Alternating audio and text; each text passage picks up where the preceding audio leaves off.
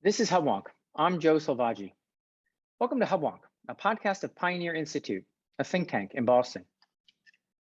A natural consequence of being a nation of united individual states is that it creates 50 different laboratories of democracy. Each state decides how best to serve its citizens, and in turn, by what means it will tax its citizens to pay for those services. This state prerogative to tax and spend has the benefit of creating competition among states to attract more tax-paying residents with its value proposition. While a high-tax state can assert it offers better services, and a low-tax state can lay claim to lower cost of living, the arbiter of a state's value are the people themselves. While citizens can pick candidates in elections, a far more powerful way to express a preference is to opt to migrate from one state to another, bringing with you all future taxable income. The effect of this migration in the long run can be either to boost a state's tax base or drain it of its vital revenue. How well is Massachusetts competing with its neighbor states? And how are changes in tax law, such as the proposed Millionaires Tax, likely to affect the movement of those with higher income who invest in and create new companies in the future? My guest today is Andrew Mikula, former research analyst of Pioneer Institute and current graduate student at Harvard's Graduate School of Design. Andrew's most recent research paper, A Timely Tax Cut, How New Hampshire is Taking Advantage of Massachusetts' Graduated Income Tax Proposal, maps current interstate migration and looks for a correlation between state tax levels and the direction of income flows.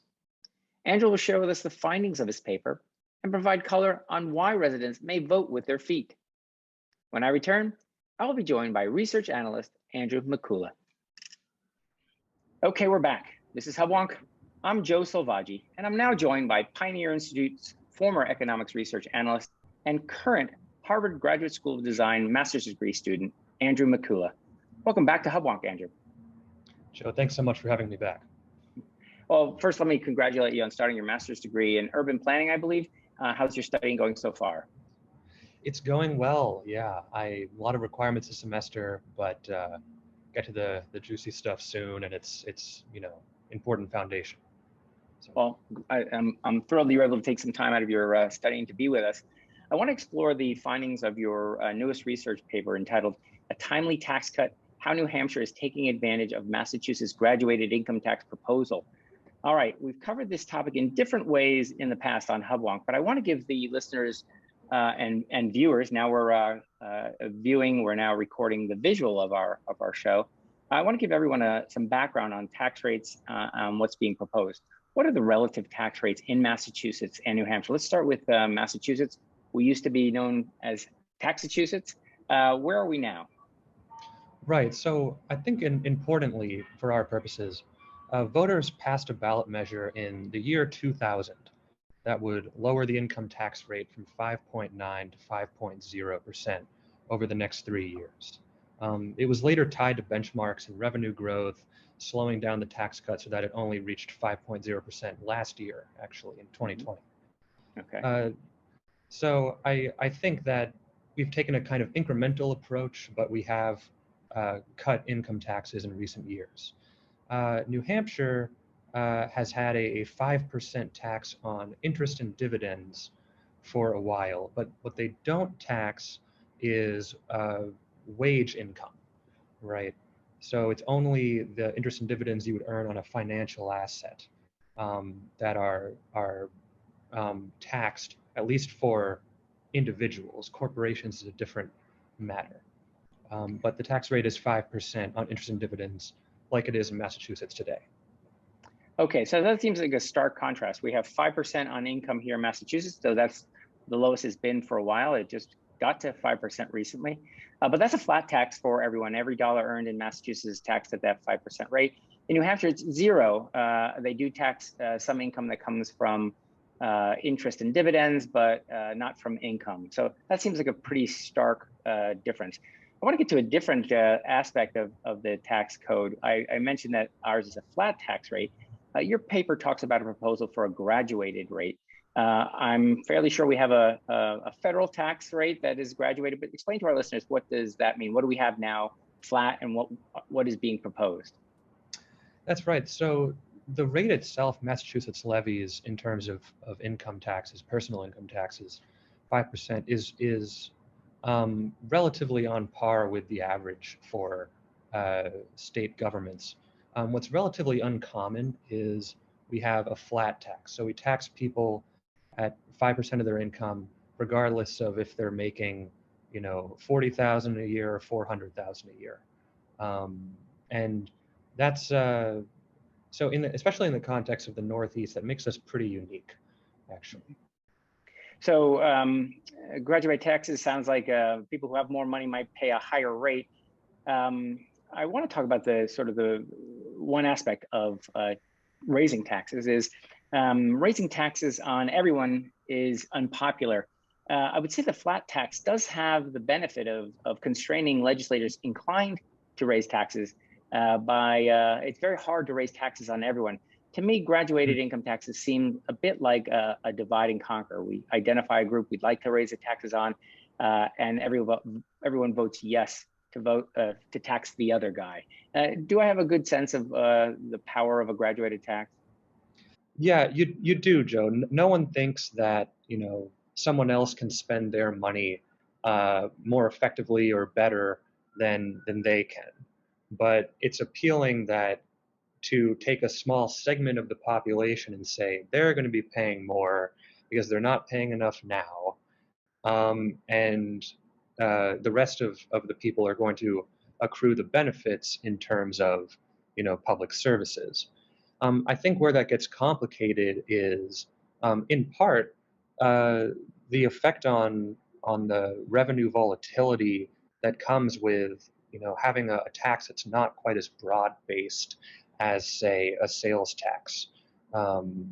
And so, income taxes have been shown to lead to, kind of steeper drops in some tax revenue collections as a whole during recessions, especially the Great Recession, actually.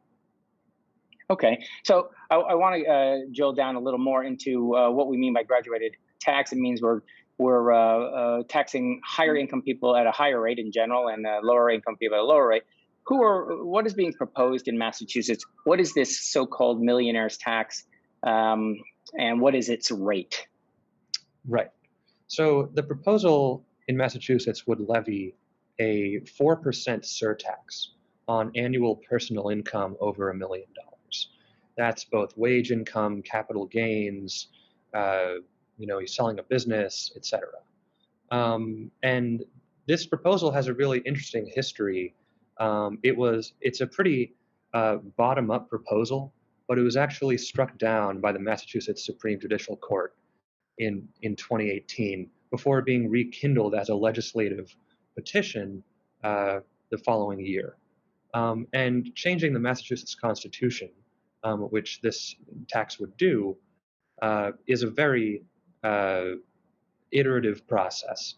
And so it's not going on the statewide ballot until the fall of 2022. And voters have a chance to weigh in before it's signed into law. So we shouldn't panic right now.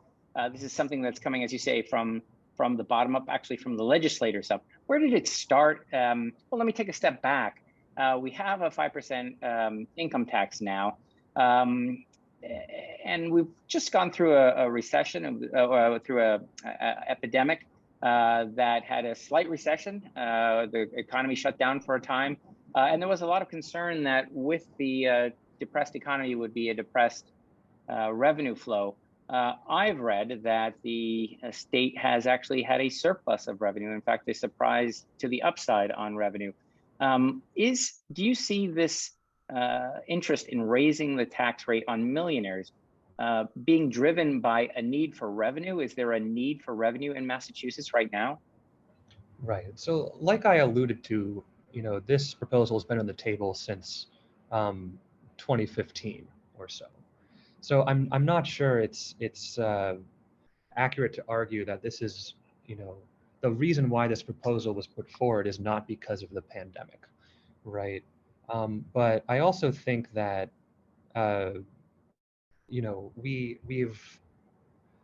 there were some temporary impacts on the state revenues from COVID, but our bounce back has been much quicker than in the Great Recession, right?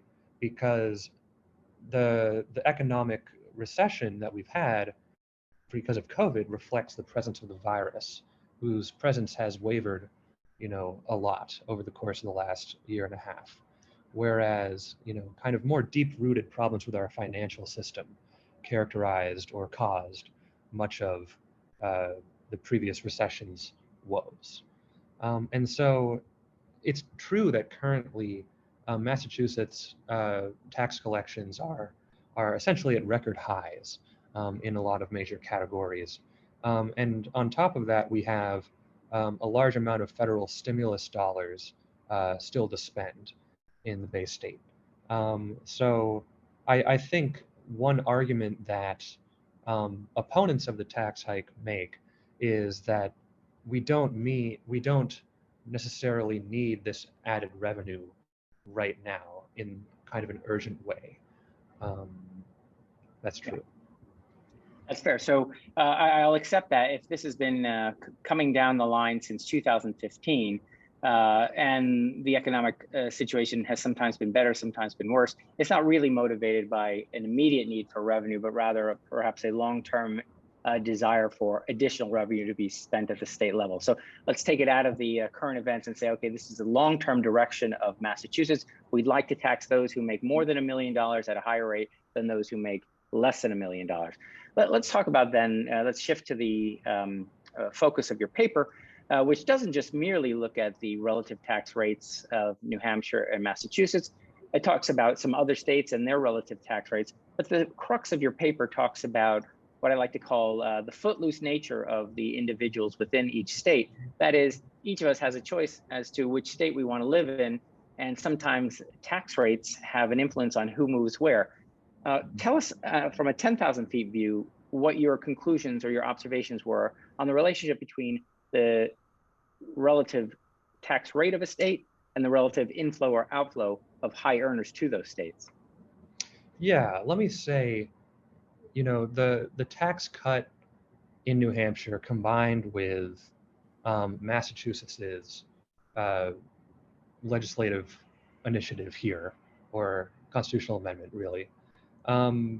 I think some folks are concerned that it will lead to, a decrease in economic activity, decrease of investment in Massachusetts by making it harder or less, economical to create jobs and invest in businesses. So we can actually measure how the tax bases of certain states are changing because of people moving from one state to another in a given year. And that's exactly what I've done in this paper. You can see on a graph that in a lot of cases, capital flows between a given pair of states correspond quite closely to changes in tax policy in those states. And, it doesn't necessarily flip the sign right away in, which state is the net receiver of more of those tax dollars, but it's a long-term effect that plays out over 10 or 15 years, which is one thing that makes, tax proposals like this so insidious. Yeah, I was struck by your paper. You do quantify those outflows. And when we talk about, this is before any changes, either the ones in Massachusetts currently proposed or the ones in New Hampshire proposed. But in 2019, 2 years ago, the outflow of income from Massachusetts to New Hampshire in 1 year was $426 million outflow from Massachusetts to New Hampshire. Now, we can't know the motive for moving north, but it can't be the weather. What are your thoughts? How is it that it is the tax rate? Is there any other confounding factor that you think might contribute to people moving out of Massachusetts towards New Hampshire? Absolutely. Taxes are a part of the story, but I think a big one is the cost of living. And New Hampshire's tax rates, on wage income at least, have been zero for as long as I can remember. But even when you start cutting Massachusetts's tax rates, as we have done the past 20 years, there's still this gap here. New Hampshire was not. New Hampshire has not been sending folks to Massachusetts on net as long as we've been keeping track, or the IRS has been keeping track. And I think you'd also see that kind of cost of living, cost of housing concerns start to creep in places like Rhode Island. Rhode Island has, cut taxes more aggressively than we have in the past, 10 or 15 years. But there are certainly other factors in the mix because, we can see that, people are on net moving from Massachusetts to Rhode Island. And despite their changes in the tax code, the top marginal tax rate in Rhode Island is still higher than it is here. So it's really interesting to see how, oftentimes you need to go deeper than just the, headline tax rate and understand how changes in tax rates over time can affect things, because people are also taking into account things like the cost of living and family connections and job growth, etc. I think it's worth mentioning also, you talk about the cost of living. I think those who assume our higher tax rate means better services, perhaps better schools or better roads, better bridges, infrastructure. I've been to New Hampshire. It's less than an hour away in a car from downtown Boston. Their bridges and roads look fine to me. Do they have problems with services? And frankly, if you have the data, how do they collect revenue to support their state's requirements? Yeah, so New Hampshire does kind of conform to some of the kind of low tax state paradigms in that it spends a lot less than Massachusetts on a per capita basis. I'd also say that New Hampshire has, the lowest poverty rate in the country. So compared to, how much, if your goal is to provide a certain base level of services that ensure a certain quality of life, New Hampshire might not have the same needs as most other states. And Massachusetts is a low poverty state too, but I think it also is less homogenous than New Hampshire in terms of socioeconomic status. That said, I think a lot of the difference in terms of the level of spending between New Hampshire and Massachusetts still reflects policy differences, not just different needs. New Hampshire is the only state east of the Mississippi that doesn't provide some sort of public preschool. They're also pretty strict about tying costs for services to the people using those services. Higher education in New Hampshire is largely funded by tuition as opposed to transfers from the state general fund. Pension funds for state workers are mostly funded by the workers' salaries while they're working, as opposed to regular contributions from the state. And there are several examples of that sort of cost-cutting measure that has saved the state money. So it's we believe in a federalist system. So you have different states with different needs and different priorities. So you make a great case that there's more to the story than just marginal tax rates at the state level. I appreciate that. Let's talk about the millionaires tax, the additional 4% tax on those earning more than $1 million. They're going to be the ones who are affected, and they're the ones who are likely to potentially vote with their feet. What's the profile of someone who earns more than $1 million in a year? Is it a rich banker or is it someone else? Right. Well, I think, there may be a fair share of rich bankers, but prior work that Pioneer has conducted has also shown that a large plurality of the people who make $1 million in a year in a given 10-year period or so do so only once. That's based on IRS data, and I think that's a fairly good indicator that a lot of these people are cashing out on investments they've made so that they can either retire, or they're selling a business or a home or what have you. And so I think an ostensible goal of New Hampshire's policy here was to, in cutting the interest and dividends tax, was to lower the tax burden on some older people and also attract more taxpayers that are going to consume a lot in New Hampshire and pay a lot in property taxes as well. But I think it's more complicated than just, you know, there's a banker, there's, you know, a real estate developer, etc. So that's a very interesting piece of data. We've covered it a bit on Hubwonk in the past. So people who earn $1 million in general and over a 10-year period do it only once, which suggests they're not earning in an income in a salary more than $1 million, but rather it's what we would call a liquidity event. They've sold a house, they've sold a business, something that perhaps they've built over the course of their lifetime, and they want to essentially cash out, perhaps retire, perhaps do something else. But even if it is bankers, isn't it people who are creating businesses by investing and hoping to profit from taking some risks and investing? In other words, isn't it people who are creating businesses and creating jobs that are most apt to be affected by a tax on ultimately their success, their ultimate cash out?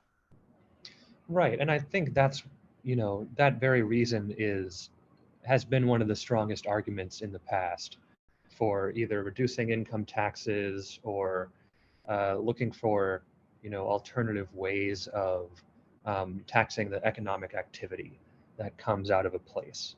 And I think you know, the economic literature might be divided about how exactly to implement something like this, but there is evidence that state level taxes on income, well, tend to reduce incentives to earn income. And, you know, that's something we need to weigh against other forms of taxation that have different effects. Sales or consumption-based taxes might overly burden certain people depending on what they're buying. Property taxes might be hard to avoid in the short term, might be relatively stable even during recessions when a lot of people are out of work. So it's a trade-off that I think, you know, warrants some more discussion. But in general, I'd say, you know, people like earning income, taxing it means less income, less work, less investment for into the economy. Yes, you know, it seems intuitively obvious that you tax something, you get less of it. I think policymakers understand, let's say in the form of sin taxes, they tax tobacco or alcohol with the stated goal of trying to reduce its use. It seems to follow that taxing income would either make people choose to have to be compensated differently or take their income with them to a place where it's taxed less. Out of curiosity, does in fact New Hampshire tax and must raise revenue in other forms? It's in the form of consumption tax, I guess, sales tax, and property tax. Is that how they raise their revenue in New Hampshire? Largely so. They actually also have some higher business taxes than we do in Massachusetts. But you're right that instead of a broad-based sales tax, they have some, you know, more targeted excise taxes. And also, one thing that's pretty unique about New Hampshire is they also have state-owned, you know, kind of stores that do a lot of business to out-of-state customers. And a famous example is the slew of liquor stores that are right over the Massachusetts border that, you know, technically are not taxed, but it's New Hampshire collecting that sales revenue. And that's, you know, helps explain how almost 20% of New Hampshire's kind of unrestricted revenue in a given year actually comes from some of these sin taxes or other excise taxes. Good. So Massachusetts pays its own income taxes, and it pays some of New Hampshire's alcohol taxes. Is that right? We're helping New Hampshire make ends meet with when we drive north to the state-run liquor store. Essentially, yes. You know, it's this sort of paradigm where New Hampshire draws out-of-state customers to essentially pay its tax bills is already happening on the kind of consumption side of things. I enjoyed in your piece, you didn't just talk about New Hampshire and Massachusetts, as we've talked a little bit about Connecticut and Rhode Island. We've had inflows from those two states. I was amazed to learn you even tracked New York and New Jersey. We've had substantial inflows from those states as well, because they have substantially higher income tax on high net worth individuals. $200 million roughly from each Massachusetts, from New York and New Jersey, respectively. That's an impressive number. Would you conclude then that New Hampshire and New York also decamp from those locations largely because of the relative tax rates, or are there other confounding issues in those cases? Yeah, I think that's certainly part of it. You know, there are even in some parts of New York, you know, you could make a more bang for your buck argument in Massachusetts, cost of living wise. But I think what's really striking to me is in the case of New York, you know, it used to be that more, you know, adjusted gross income from migrating taxpayers was going from Massachusetts to New York. And then some point in the mid 2000s, you know, it changed sign. And in 2019, it's, you know, $170 million that migrating New Yorkers are adding to our tax base every year. So that's substantial. And again, they're two very, very wealthy states with high services. So really the major variable there between, let's say, New York City and Metro Boston, if you will, is cost of living and primarily income tax. You know, and I'm also fascinated. I think it's still we're still kind of in this weird limbo with what effect or how long-term the remote work revolution will last, which I think can certainly impact whether someone's willing to, you know, pack up and move to New Hampshire and have a longer commute to work. But, you know, New York has certainly been hit harder than most states in that regard.